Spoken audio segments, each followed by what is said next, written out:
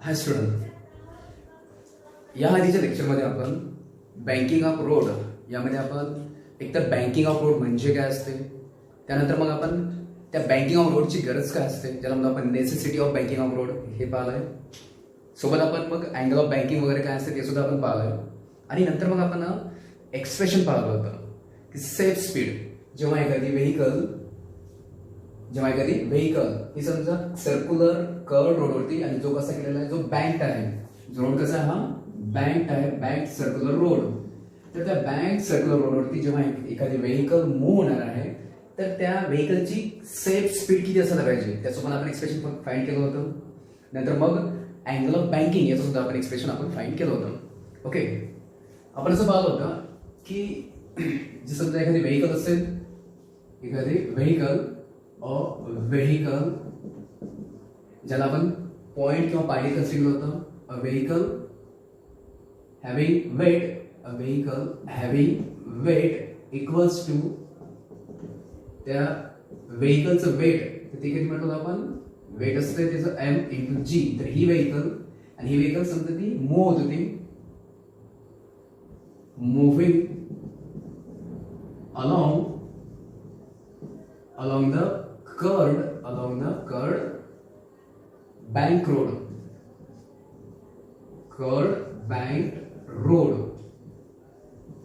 आणि तो जो रोड आहे समजा तो कर्व रोड आहे, सर्क्युलर रोड आहे, तर त्याची रेडियस किती आहे, आर.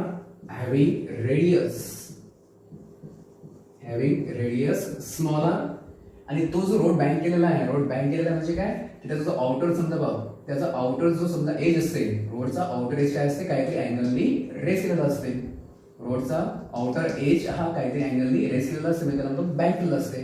हा जो रोड आहे हा रोड बँक केलेला आहे किती, तर theta अँगलनी. banked at an angle theta as shown in figure.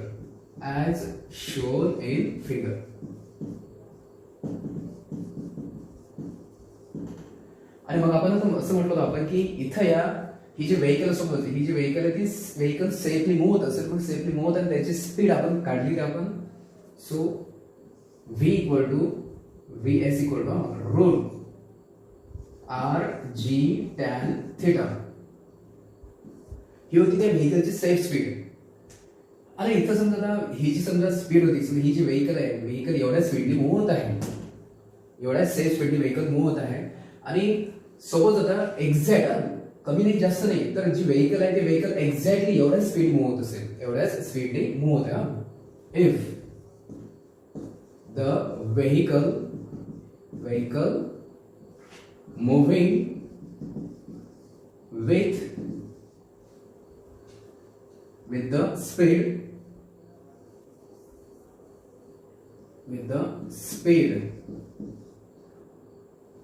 and which is exactly equal to एवढ्या स्पीड समजा व्हेकल मूव्ह होत आहे with the speed Vs equal to root r g tan theta.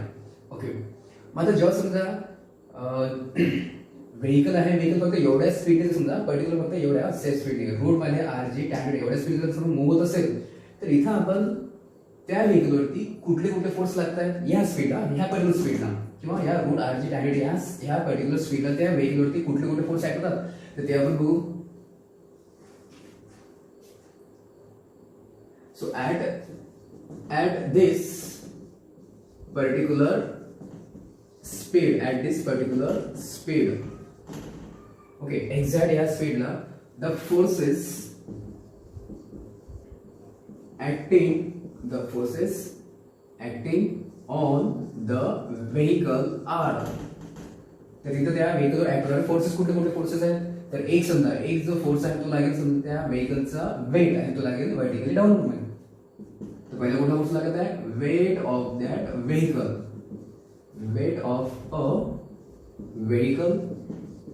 आणि जो ऍक्ट होता है vertically downward, acting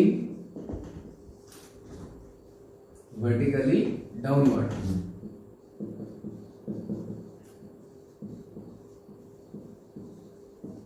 okay, एक कुठला फोर्स लागत आहे वेट, तो लागत आहे डाऊन मध्ये, आणि दुसरा कुठला फोर्स लागत आहे व्हेकल वरती, तर हा जो सरफेस असतो बँक सरफेस, बँक रोड, तर तो सरफेस त्या व्हेकलवर लावते नॉर्मल रिएक्शन आणि तो लावते त्या सरफेसला परपेंडिक्युलर. हा झाला second force, normal reaction. Normal reaction capital N, आणि तो ऍक्ट करता है acting perpendicular, acting perpendicular to the surface किंवा bank surface, to the bank surface of road. मग आपण असं म्हटलंय की इथं ह्या व्हेकलवरती ह्या स्पीडला त्या व्हेकलवरती फक्त दोनच फोर्स लागत आहेत, एक वेट लागत आहे, दुसरं नॉर्मल रिएक्शन लागते. आता हे जी नॉर्मल रिएक्शन लागते तुम्हाला माहिती आहे, समजा जर रोड जर समजा काहीतरी अँगल जर समजा बेंड केलेलं आहे, इन्क्लाइन केलाय झाला, रोड जर काहीतरी अँगल इन्क्लाइन झालाय, काहीतरी अँगल टिल्ट झालाय, तर हे जे नॉर्मल रिएक्शन असते ते नॉर्मल रिएक्शन सुद्धा काहीतरी अँगलने टिल्ट होते किंवा इन्क्लाइन होते. म्हणून मग जेवढा अँगल ऑफ बँकिंग तेवढा समजा हा जो नॉर्मल रिएक्शन आहे तो समजा व्हर्टिकल सोबत काहीतरी अँगलनी इन्क्लाइन होणार आहे. हा जर अँगल ऑफ थिटा असेल तर मग हा पण अँगल थिटा असणार आहे. ओके, आणि हा नॉर्मल रिएक्शन कसा आहे, तो आहे इन्क्लाइंड आहे, तो कसा आहे तिरपा आहे. नॉर्मल रिएक्शन फोर्स आहे, वेक्टर आहे, इन्क्लाइंड आहे. मग तेव्हा काय असते, तेव्हा तो वेक्टर त्याच्या दोन कॉम्पोनंटच्या फॉर्म मध्ये आपण लिहितो आपण. तर एक कुठला कॉम्पोनंट, एक असं समजा व्हर्टिकली अपवर्ड डायरेक्शन मधला कॉम्पोनंट. तर नॉर्मल रिएक्शनचा हा झाला एक कॉम्पोनंट व्हर्टिकल कॉम्पोनंट, तर तो झाला एन कॉस थिटा, कारण थिटाचा समजा ऍडिशनल कॉम्पोनंट तो असतो एन कॉस थिटा, आणि मग त्याच एनचा दुसरा जो कॉम्पोनंट आहे तर तो असतो n sine theta, n sine theta. मग नॉर्मल रिएक्शनचे दोन component n cos theta, n sine theta. Hence normal reaction हा रिझॉल्व होतो दोन कॉम्पोनंट मध्ये. Normal reaction is resolved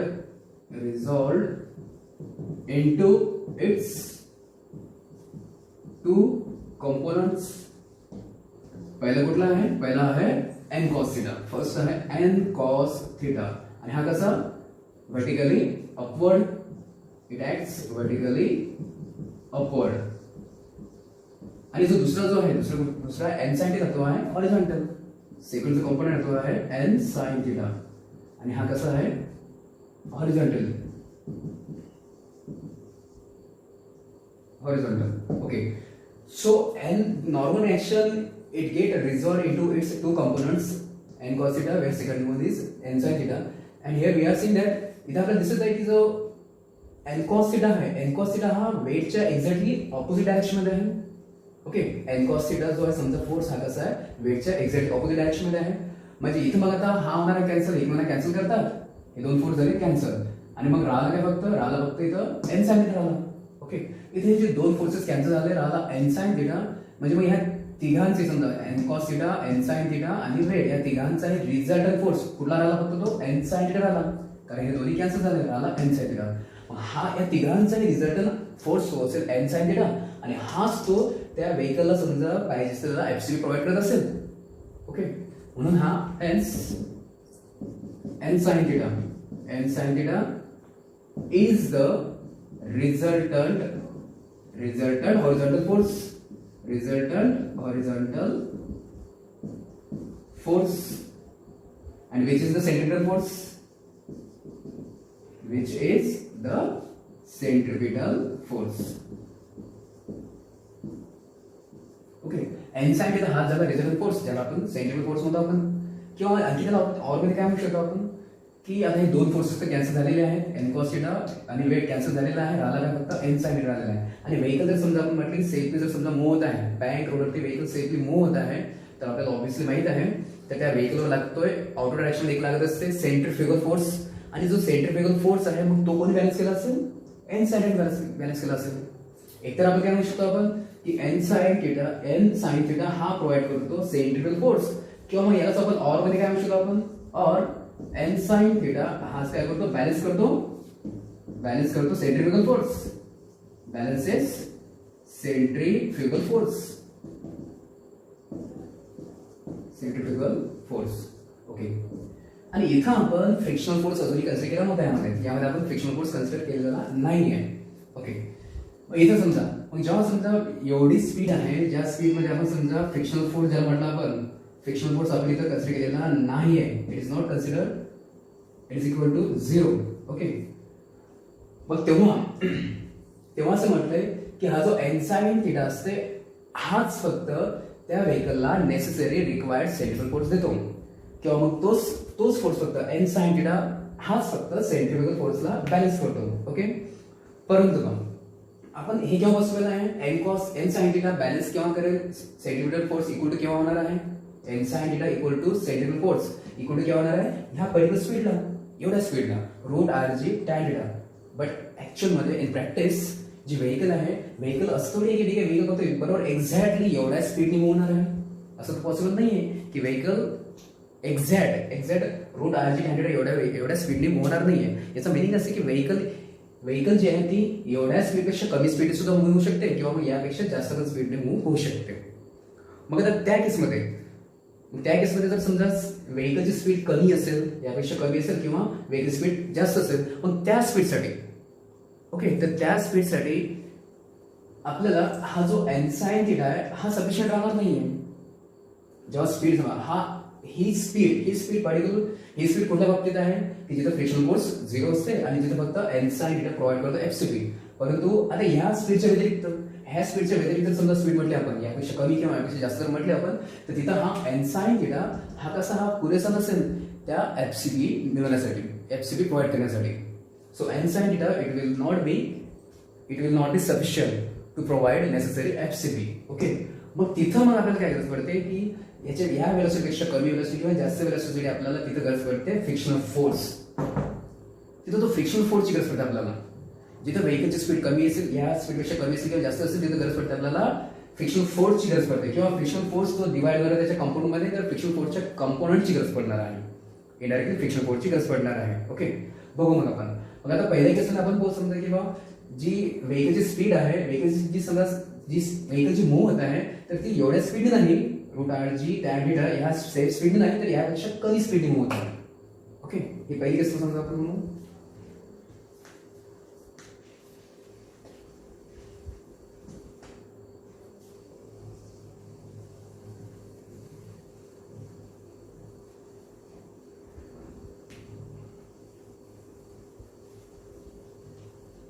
in first केस, पहले केस में आपण बघू की इफ अ व्हेकल इथं आपल्याला ते लिहायचं राहिलेलं आहे. इथं काय लिहायचं राहिलेलं आहे की जे other than that speed, for speed of other than root R G tan theta, ह्या स्पीडपेक्षा वेगळ्या स्पीडसाठी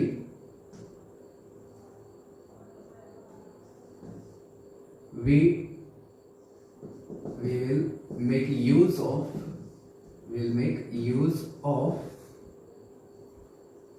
components components of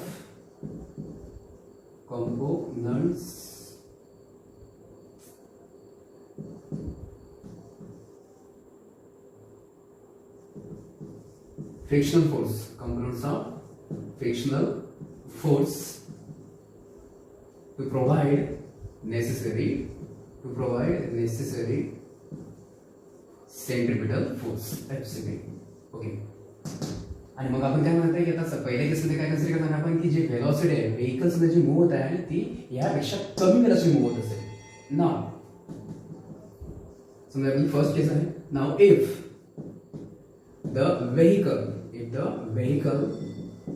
is moving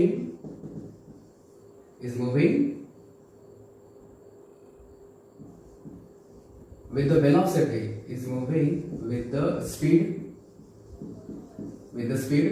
v1, आणि v1 ही स्पीड कशी आहे, ह्या सेट स्पीडपेक्षा कमी असेल, v1 which is less than root R G tan theta. समजा त्याची व्हेकल आहे, ती व्हेकल ह्या स्पीड पेक्षा कमी स्पीडने मूव्ह होत आहे. किती स्पीडने, v1 एवढ्या स्पीडने, आणि v1 कशी आहे, यापेक्षा कमी आहे. v1 is less than root R G tan theta. पहा आता पहिल्या केसमध्ये कसं होतं, जेव्हा समजा स्पीड समजा self speed equal to root R g tan theta होतं, तिथं काय होतं, तिथं n sin theta equal to काय होतं, सेंट्रिफ्युगल फोर्स. ओके, तिथं काय होतं, n sin theta equal to centrifugal force होता, किंवा मग n sin थीटा बॅलन्स केलं होतं सेंट्रिफ्युगल फोर्सला. म्हणजे मग तिथं असं होतं, तिथं n sin theta equal to काय होतं, सेंट्रिफ्युगल फोर्स, म्हणजेच मग mv²/r. ओके, बरं, हे आधीच गोष्ट होतं. जेव्हा स्पीड एवढी होती तर तेव्हा m sin थीटा mv²/r होतं. पण आता ह्या केसमध्ये इथं आपण स्पीड काय म्हटलेलं आहे, यापेक्षा कमी म्हटलेलं आहे. v1 काय म्हटलंय, v1 जर समजा यापेक्षा जर कमी आहे, ओके, v1 जर यापेक्षा कमी असेल तर मग तिथं बघा, v1 कमी असेल मग या केसमध्ये म्हणून बघा इथं कसं बसणार आहे, इथं जे समजा mv²/r इक्वल टू समजा ते n sin थीटा हे असं जे होतं, तर जर समजा v1 जर लेस आहे, आता सध्या व्हेलोसिटी आहे v1 कमी आहे, जर v1 जर लेस असेल तर मग ही जी टर्म आहे, ही टर्म सुद्धा काय असणार आहे, या n sin थीटा पेक्षा काय कमी असणार आहे. बरोबर आहे. जेव्हा व्हेलोसिटी कशी होती, जेव्हा व्हेलोसिटी v होतो root R g tan theta, तर या स्पीडसाठी n sin थीटा हा इक्वल टू एवढा. मग आता या स्पीडसाठी जर v1 जर यापेक्षा कमी असेल, बरोबर आहे, v1 जर समजा म्हणजे सध्याची व्हेलोसिटी v1 जर लेस आहे यापेक्षा, तर म्हणून आपण काय म्हणू शकतो आपण की mv1² हा सुद्धा काय असेल, कमी असेल कोणापेक्षा, n sin थीटा पेक्षा. ओके, हा काय असेल, हा यापेक्षा कमी असेल. मग आता बघा इथं या डायग्राम बघू आपण. आता इथं आपण असं म्हटलेलं आहे की n sin थीटा जो नॉर्मल डायरेक्शनचा हा जो कॉम्पोनंट आहे, हा कसा आहे, हा जास्त आहे. ओके, नॉर्मल डायरेक्शनचा हा कॉम्पोनंट जास्त आहे. आता इथं जर पाहिलं आपण, पहा बरं आता ह्या कंडिशनसाठी v1 साठी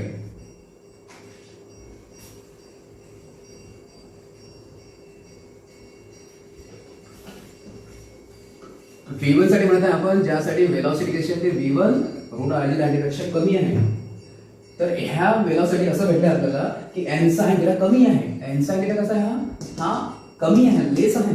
okay, sorry, n sin theta actually हा जास्त आहे, n sin थीटा जास्त आहे यापेक्षा. ओके, v1 साठी n sin थीटा जास्त आहे आणि हे काय आहे, कमी आहे. बरं, mv²/r म्हणजे त्याला म्हणतो आपण सेंट्रिफ्युगल फोर्स, याला काय म्हणतो आपण, सेंट्रिफ्युगल फोर्स म्हणतो आपण. ओके, आणि n sin थीटा जास्त आहे. म्हणजे बघा इथं लक्ष द्या, ह्या व्हेकल वरती जो या डायरेक्शन मध्ये सेंटरकडे जो फोर्स लागत आहे, n sin थीटा हा कसा आहे, जास्त आहे. आणि त्याच व्हेकल वरचा जो सेंट्रिफ्युगल फोर्स आहे FCF हा कसा आहे, हा फोर्स कमी आहे. FCF हा फोर्स कसा आहे, कमी आहे. ओके, मग आता काय होणार आहे, ही जी व्हेकल आहे, व्हेकल वरती या डायरेक्शन फोर्स जास्त लागत आहे, n sin थीटा जास्त लागत आहे, हा फोर्स जास्त आहे. आणि तिकडे आउटर डायरेक्शन मध्ये सेंट्रिफ्युगल फोर्स कमी आहे, मग त्याने काय होणार आहे, जर हा जो फोर्स जास्त असेल तर मग व्हेकल ही समजा ह्या जो रोड आहे, बँक रोड आहे, तर त्या बँक रोडनी असे डाऊन डायरेक्शन मध्ये समजा ती स्लिप होऊ शकेल किंवा ते स्किड होऊ शकेल. का बरं, कारण आपण काय म्हणतोय, इथं आपल्याला काय म्हणत आहे, या v1 साठी n sin थीटा हा जास्त आहे, हा फोर्स जास्त आहे आणि सेंट्रिफ्युगल फोर्स कमी आहे. मग तसं जर म्हटलं आपण, तर व्हेकल काय होणार आहे, व्हेकल समजा ही त्या बँक रोडवरती ओके, तर त्या सरफेस वरती ती या डायरेक्शन मध्ये ती स्लिप व्हायला पाहणार आहे. ओके, मूव व्हायला पाहणार आहे. ओके, मूव व्हायला it tends to slip towards the down direction along that bank road. Okay, पण आता रिअल मध्ये काय म्हटलं आपण की व्हेकल समजा ही जी व्हेलॉसिटी आहे, ही v1 एवढ्या व्हेलॉसिटी समजा व्हेकल ऍक्च्युअली ही मूव होत आहे. ओके, आपण असं म्हटलं की समजा ही जी व्हेलॉसिटी आहे, एवढ्या स्पीडनी व्हेलॉसिटीने व्हेकल मूव होत आहे, युनिफॉर्म सर्क्युलर मोशन मध्ये ती मूव होत आहे. जर मूव होत आहे याचा मीनिंग ती स्लिप होत नाहीये, व्हेकल ती मूव होत आहे याचा मीनिंग ती डाऊन मध्ये स्लिप होत नाही ऍक्च्युअल मध्ये. मग ऍक्च्युअल मध्ये जर ती मूव होत नाहीये तर का मूव होणार नाहीये, कारण जेव्हा ही व्हेकल या n sin थीटा मुळे समजा ती डाऊन मध्ये जाण्याचा प्रयत्न करणार आहे, स्लिप व्हायचा प्रयत्न करेल, तर तेव्हा काय होईल, तर त्या व्हेकलचे टायर आणि रोडचं सरफेस, तर यांच्यामध्ये काय होणार, फ्रिक्शन. आणि तो फ्रिक्शन जो समजा, तो फ्रिक्शन फोर्स ह्या व्हेकलला डाऊन मध्ये जाण्यापासून अपोज करणार. बरोबर आहे, व्हेकल समजा डाऊन जाण्याचा प्रयत्न करणार आहे आणि तो फ्रिक्शनल फोर्स त्या व्हेकलला समजा अपोज करणार आहे. म्हणजे मग त्या व्हेकलला तो समजा तो स्लिप होऊ देणार नाही, डाऊन डायरेक्शन स्लिप होऊ देणार नाही. याचा मिनिंग असं आहे की फ्रिक्शनल फोर्स कुणीकडे लागत आहे, फ्रिक्शनल फोर्स लागणार आहे ऑपोजिट डायरेक्शन मध्ये. फ्रिक्शनल फोर्स लागेल तो ऑपोजिट डायरेक्शन मध्ये. ओके, ह्या डायरेक्शन मध्ये, किंवा आपण समजा जो बँक सरफेस आहे, बँक सरफेसच्या डायरेक्शनला लागतो फ्रिक्शनल फोर्स. असं आहे. इथं आपण सेंट्रिफ्युगल फोर्स म्हटलं होतं. मग इथं आपल्याला असं भेटलेलं आहे की जो फ्रिक्शनल फोर्स लागते या व्हेकलवरती, व्हेकलच्या टायरवरती जो फ्रिक्शनल फोर्स लागते तो कसा लागणार आहे, तो लागेल या बँक सरफेसनी along the inclination of that road आणि इन आउटवर्ड डायरेक्शन. कारण या गोष्टीने व्हेकल ती स्लिप व्हायचा प्रयत्न करणार आहे, परंतु फ्रिक्शनल फोर्स त्याला अपोज करणार आहे. म्हणजे मग फ्रिक्शनल फोर्स लागतो या डायरेक्शनमध्ये. बरं, फ्रिक्शनल फोर्स लागला या डायरेक्शनमध्ये, फ्रिक्शनल फोर्स लागला या डायरेक्शनमध्ये, सेंट्रिफ्युगल फोर्स आपण सध्याचा कॅन्सल करू. ओके, तर ह्या डायरेक्शन फ्रिक्शनल फोर्स लागत आहे, एफएस लागत आहे. फ्रिक्शनल फोर्स आहे आणि तो पण कसा लागत आहे, तो पण लागत आहे इन्क्लाइंड, तो पण लागत आहे inclined.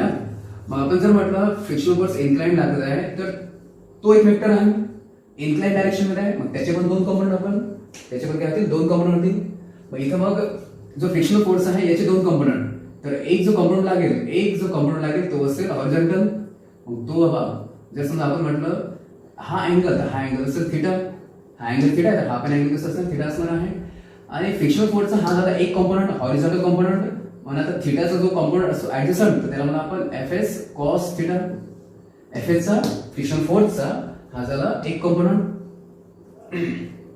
FS cos theta horizontal component. आणि त्याचाच काय, त्याचा हा एक दुसरा कंपोनंट व्हर्टिकल कंपोनंट, तो होणार आहे F sine theta. Okay, frictional force हा पण रिझॉल्व झाला दोन कंपोनंट मध्ये. फ्रिक्शनल फोर्स हा सुद्धा झाला रिझॉल्व झाला दोन कंपोनंट मध्ये. आणि जो फ्रिक्शनल फोर्स कसा लागत आहे, तो इंक्लिनेशनच्या डायरेक्शन मध्ये. हेन्स काय म्हणतो आपण की एन साइन जास्त as n sine theta is greater than त्याला सुद्धा आपण सेंट्रिफ्युगल फोर्स.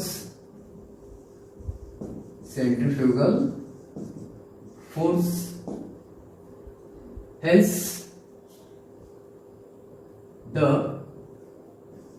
सो जो फ्रिक्शनल फोर्स लागणार आहे त्या ह्या रोडच्या इंग्लिशच्या डायरेक्शन मध्ये, आउटर डायरेक्शन मध्ये.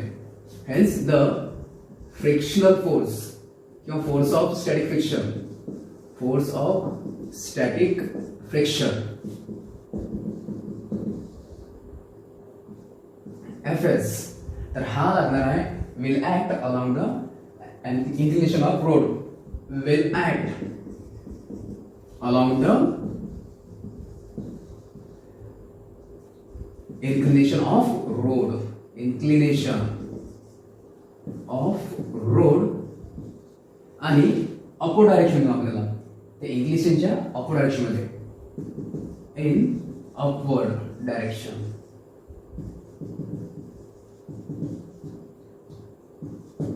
देन नंतर मग तो एफएस सुद्धा काय म्हणतो, दोन कंपोनंट डिवाइड होणार आहे. Frictional force FS will also resolve into its two components. पहिला कंपोनंट कुठला असेल तो fs cos theta. आणि हा कसा, हा कुठल्या डायरेक्शन मध्ये लागेल, हॉरिझॉन्टल डायरेक्शन मध्ये, इन हॉरिझॉन्टल डायरेक्शन.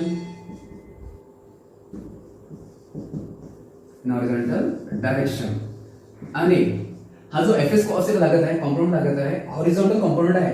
तर हा कंपोनंट कसा आहे, हा कंपोनंट ह्या एन साइन थिटाच्या ऑपोजिट डायरेक्शन लागणार आहे. ओके, एफएस कॉस थिटा कसा हा हॉरिझॉन्टल आहे आणि कोणाच्या ऑपोजिट मध्ये, n sine theta, opposite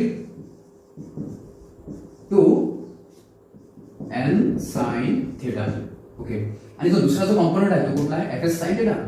second component आहे FS sine theta. Okay, second जो कंपोनंट आहे एफएस साइन थिटा तो कसा लागेल, vertical upward direction, in vertically upward direction. Okay, पाहता आपण इथं म्हटलेलं आहे की जो एफएस कॉस थिटा आहे, एफएस कॉस थिटा लागत आहे एन साइन थिटाच्या ऑपोजिट डायरेक्शन मध्ये. ओके, म्हणजे एक फोर्स लागत आहे हॉरिझॉन्टल मध्ये या डायरेक्शन मध्ये टुवर्ड्स सेंटर, हा झाला एक फोर्स एन साइन थिटा. आणि दुसरा जो आहे अवे फ्रॉम सेंटर फोर्स लागत आहे हॉरिझॉन्टल डायरेक्शन मध्ये, तो आहे Fs cos थिटा. दोन फोर्सेस आहे ऑपोजिट डायरेक्शन मध्ये आहे. ओके, दोन फोर्स आहेत ते ऑपोजिट डायरेक्शन ऍक्ट होऊन राहिले आहे. आणि आपण असं म्हटलं की v1 एवढ्या स्पीडनी व्हेकल समजा मूव्ह होत आहे, v1 एवढ्या स्पीडनी व्हेकल मूव्ह होत आहे, सर्क्युलर मोशन परफॉर्म करत आहे, म्हणजे मग त्याला एफसीबी मिळत आहे, रिझल्टंट फोर्स त्याला मिळत आहे. बरोबर आहे. म्हणजे याचं मिनिंग असं आहे की हे जे दोन फोर्सेस आहेत ऑपोजिट डायरेक्शन ऍक्ट करणारे हे जे दोन फोर्सेस आहेत, तर हे दोन फोर्सेस, ह्या दोन फोर्सेसचा रिझल्टंट फोर्स असेल तो सेंट्रिफ्युगल फोर्स, कारण व्हेकल ती मूव्ह होत आहे, दोन फोर्स ऍक्ट होऊन राहिले ना, त्या दोन फोर्स म्हणून बघा त्या दोन फोर्सेसचा रिझल्टंट फोर्स तो असणार आहे एफसीबी, तो त्याला एफसीबी मिळत असेल आणि व्हेकल सेफली मूव्ह होत असेल. म्हणजेच मग हे दोन फोर्सेस किंवा या दोन फोर्सेसचा रिझल्टंट फोर्स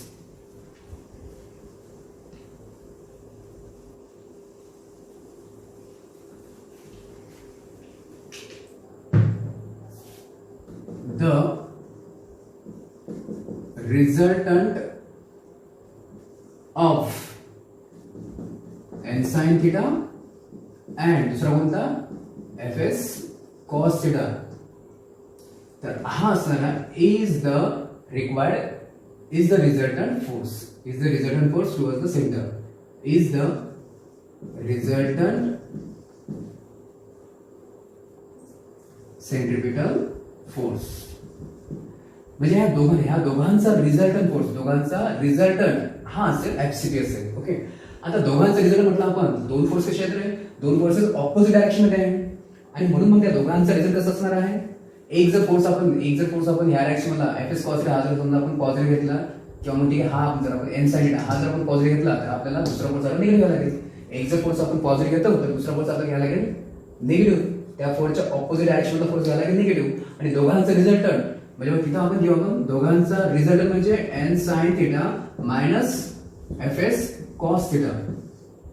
आता इथे मी काय केलेलं आहे की दोघांचा रिझल्ट काय घेतलेला आहे n sin theta minus Fs cos theta. का बरं, कारण दोन्ही फोर्सेसच्या ऑपोजिट डायरेक्शन मध्ये आहे, एकाला पॉझिटिव्ह घेतलं दुसऱ्याला निगेटिव्ह घ्यायला लागेल. त्याची मी n sin theta minus Fs cos theta घेतलेला आहे. आता हे का बरं घेतलेलं आहे, कारण आपण याआधीच पाहिलेलं आहे की n sin थिटा जास्त असते, मगाशीच पाहिलं आपण n sin थिटा काय असते सेंट्रिफ्युगल फोर्स पेक्षा जास्त असते, आधीच पाहिलं आपण. ओके, n sin थिटा जास्त असते सेंट्रिफ्युगल फोर्स पेक्षा, आणि म्हणून आपण असं म्हणून इनडायरेक्टली म्हणून आपण की समजा n sin थिटा जास्त असते त्या Fs cos थिटा पेक्षा सुद्धा जास्त असते. ओके, आणि ह्या आता आपण काय म्हणतो दोघांचा रिझल्ट फोर्स, आणि हा काय देतोय, हा असतो रिझल्टंट एफसीबी फोर्स, हा असतो रिझल्टंट एफसीबी फोर्स. म्हणजे त्याला काय म्हणू आपण mv² v1² बाय r. दोघांचा रिझल्ट म्हणजे काय असेल एफसीबी म्हणजे mv1² बाय r. याला इक्वेशन 1 हे झाले. Okay, Fs cos theta n sin दोघांचा रिझल्ट असं झालेला आहे. आता आणखी पहा, आता राहिलाय काय, आपण जर प्रॉपर जर पाहणार तर अपवर्ड डायरेक्शन मध्ये एक फोर्स कुठला राहिलेला आहे n cos थिटा, दुसरा कुठला फोर्स लागत आहे Fs sin थिटा, म्हणजे दोन फोर्स लागतात अपवर्ड डायरेक्शन मध्ये. आणि डाऊन मध्ये काय लागत आहे, एक लागत आहे फोर्स वेट mg, डाऊन मध्ये एकच फोर्स लागत आहे, तो लागत आहे m × g. ओके, वर लागत आहे दोन फोर्स, आणि मग हे बॅलन्स झाले असतील, हे दोन्ही फोर्स काय झाले असतील बॅलन्स झाले असतील, कारण व्हेकल सेफली मूव्ह होत आहे, म्हणून हे सुद्धा दोन फोर्स, हे वरचे दोन फोर्स ह्या वेटला बॅलन्स करतील, म्हणजे मग इक्वल होतील. So weight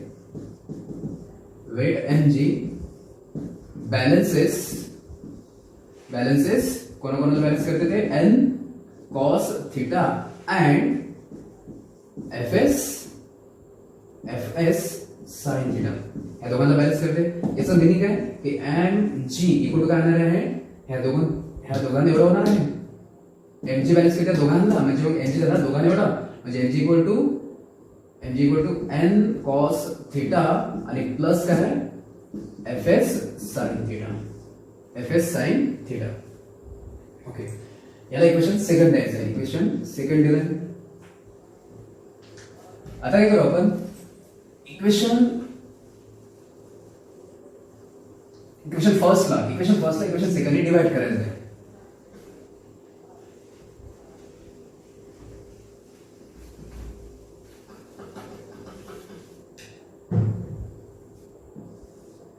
Now, dividing equation 1 by 2. Okay, equation 1 ला इक्वेशन 2 डिवाइड करायचं आहे. आता इक्वेशन 1 मध्ये एलएचएस मध्ये कोण आहे mv1² बाय r, आणि इक्वेशन 2 मध्ये एलएचएस मध्ये काय m into g m g equal to equation 1 मध्ये RHS मध्ये काय आहे? RHS मध्ये आहे N sine theta minus f s cos theta आणि इक्वेशन 2 मध्ये RHS मध्ये आहे N cos theta plus F s sine theta. Okay, equation 3 इथं तयार समजा असं इक्वेशन तयार झालेलं आहे. अगेन मग आपण आधीच आपण पाहिलेलं आहे तर एम आणि एम कॅन्सल होत असते आणि मग राहते काय फक्त इथं राहते v1 स्क्वेअर राहते डिवाइड मध्ये राहते हा r आणि हा g राहते डिवाइड मध्ये r upon g r into g राहते. आता इकडे बघा इकडे समजा हे जे इक्वेशन आहे या इक्वेशनचे जे दोन जे समजा त्याला आपण न्यूमरेटर आणि डिनॉमिनेटर आहे. ओके, इक्वेशन ह्या वरचे इक्वेशन कसं बनत आहे n sin theta minus f s cos theta upon मध्ये n cos theta plus F s sine theta.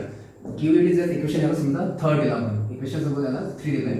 आता काय करायचं इक्वेशन 3 मध्ये जी RHS आहे हे जे न्यूमरेटर डिनॉमिनेटर आहे तर दोघांनाही डिवाइड करायचं आहे n cos थीटा ने. Now dividing the numerator and denominator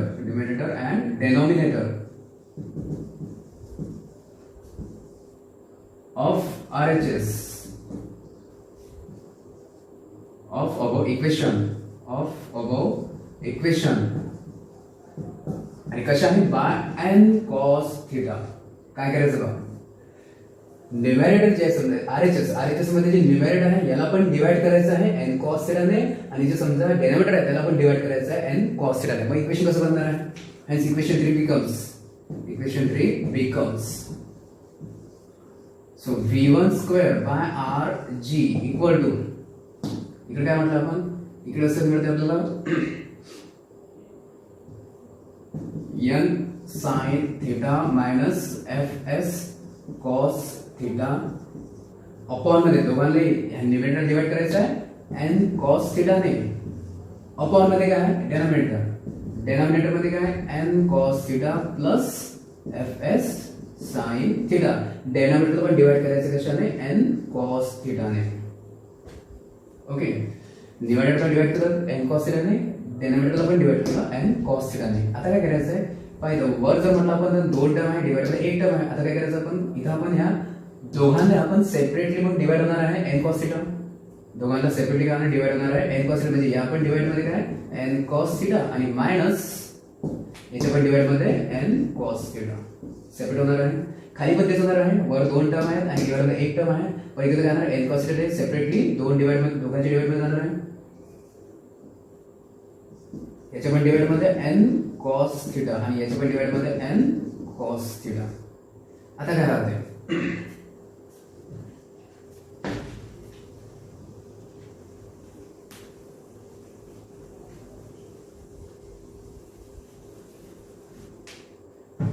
so राहणार काय तर v1 square upon r g equal to n आणि n तर कॅन्सल होणार आहे n आणि n झाला cancel sin theta upon cos theta म्हणजे काय होणार आहे tan थीटा. आणि जर इथे जर पाहिलं आपण तर इथे सुद्धा काय cos थीटा कॅन्सल होणार आहे. इकडे सुद्धा n cos theta upon n cos theta म्हणजे आन्सर वगैरे येणार आहे. आणि इकडे सुद्धा इकडे काय होणार आहे समजा fs अपॉन n आणि sin theta upon cos theta म्हणजे तिथे भेटणार आहे tan थीटा. बस hence v1 square upon r g equal to काय मिळत आहे आपल्याला इथे काय राहत आहे sin theta upon cos theta tan theta. नंतर मग minus fs upon fs frictional force upon normal reaction upon इथे काय राहिलं आहे 1 plus fs 1 plus fs sine theta fs sine theta आणि अपॉन मध्ये काय cos थीटा आहे आणि fs अपॉन n म्हणू आपण त्याला fs अपॉन n आणि याला काय लिहू आपण tan थीटा. ओके, असं इक्वेशन आपल्याला भेटलेलं आहे असं इक्वेशन मिळालेलं आहे. Give it is equation number 4 याला इक्वेशन 4 दिलंय. ओके, आता काय करायचं आहे हा fs म्हणजे फ्रिक्शनल फोर्स. fs म्हणजे काय असते frictional force.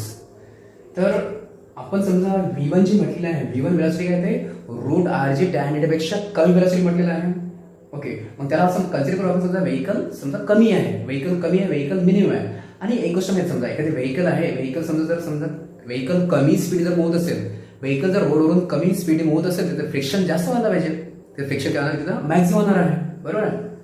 So for minimum speed म्हणजे स्पीड V1 काय असेल ते V1 ते मिनिमम असेल. For minimum speed V1 minimum, तर त्यासाठी फ्रिक्शनल फोर्स हा कसा असणार आहे, हा असणार आहे फ्रिक्शनल फोर्स जास्त असणार आहे, मॅक्सिमम असणार आहे. फ्रिक्शनल फोर्स कसा असेल तो मॅक्सिमम. मग जो फ्रिक्शनल फोर्स मॅक्सिमम झाला, फ्रिक्शनल फोर्स मॅक्सिमम असेल तर तो किती असते, तो असते इक्वल टू फ्रिक्शनल फोर्स हा जर मॅक्सिमम, तर त्याचा फॉर्म्युला असते maximum frictional force, static friction force, तो असते mu s into normal reaction n. समजले. मिनिमम स्पीड, व्हेकलची स्पीड कमी म्हणजे फ्रिक्शनल फोर्स जास्त, फ्रिक्शनल फोर्स मॅक्सिमम एवढा असतो. यावरून आपण जर समजा हा जो नॉर्मल रिएक्शन आहे त्या नॉर्मल रिएक्शन आपण डिवाइड आपण पाडवलं म्हणजे आपल्याला काय भेटणार आहे, एफ एस मॅक्स ओपन मध्ये नॉर्मल रिएक्शन इकडे तुम्हाला काय मिळते म्यू एस. म्हणजे हा एफ एस, आता इथे काय म्हटलं आपण, इथे इक्वेशन हे समजा म्हटलं, या इक्वेशन मध्ये ही जी वेलोसिटी काय बनणार आहे, वेलोसिटी मिनिमम बनणार आहे. आणि हे जे समजा F s upon frictional force इथे काय बनणार आहे, फ्रिक्शनल फोर्स मॅक्सिमम बनणार आहे, फ्रिक्शनल फोर्स मॅक्सिमम बनणार आहे. आणि f s maximum upon N म्हणजे तो काय बनणार आहे, म्यूज बनणार आहे. म्हणजे मग हेन्स इक्वेशन 4 बिकम्स, इक्वेशन 4 कसं बनणार आहे की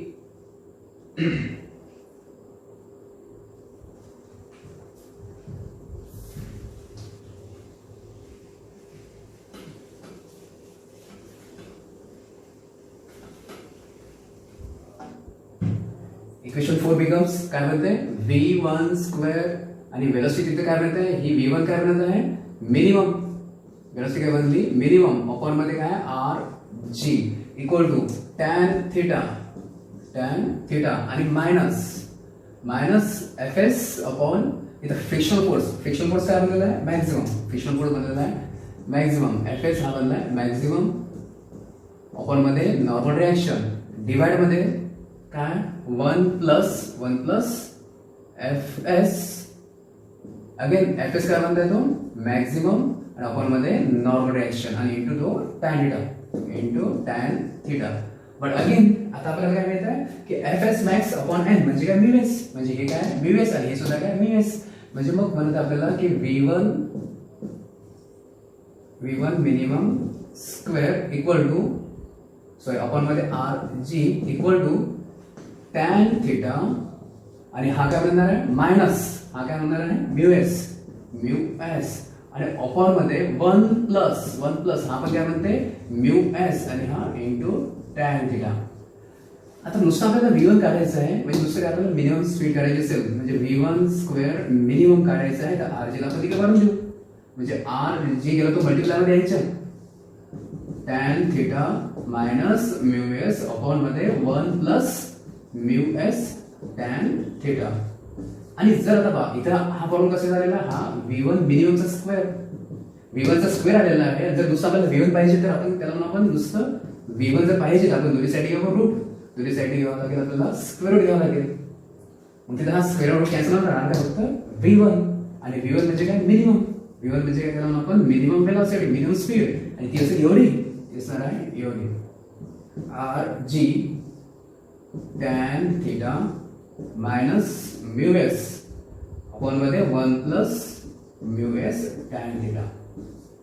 आणि हा फॉर्म्युला बनणार आहे मिनिमम स्पीडचा. जी व्हेकल आहे, जर समजा व्हेकल मूव्ह होत आहे V1 एवढ्या स्पीडने मूव्ह होत होती आणि V1 कशी होती, ही स्पीड कशी होती, ही स्पीड त्या सेफ स्पीडपेक्षा कमी होती, it was less than root R G tan theta.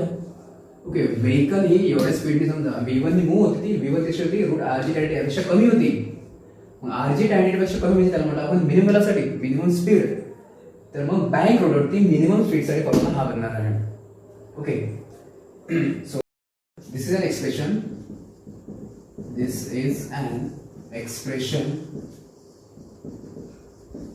for minimum speed minimum speed with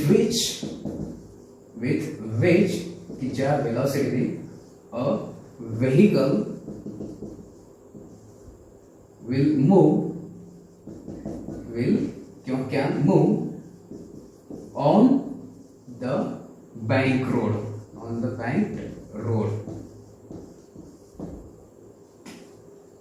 okay, तर हा झाला फॉर्म्युला, हा झाला एक्सप्रेशन कशासाठी मिनिमम स्पीड. ओके, आता इथे एक पॉसिबिलिटी आहे, एक पॉसिबिलिटी बघू आपण. समजा जो म्यू एस आहे, म्यू एस म्हणजे तुम्हाला माहिती आहे कोएफिशिएंट ऑफ सॅटिस्फॅक्शन.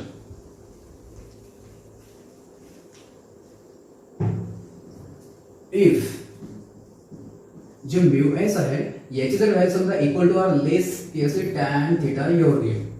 जर काय असं समजा म्यू एस याची व्हॅल्यू किती टॅन थीटा एवढी असली, मग आता इथं जर पुट केला आपण म्यू एस इक्वल काय पुट केला आपण म्यू एस म्हणजे काय टॅन थीटा.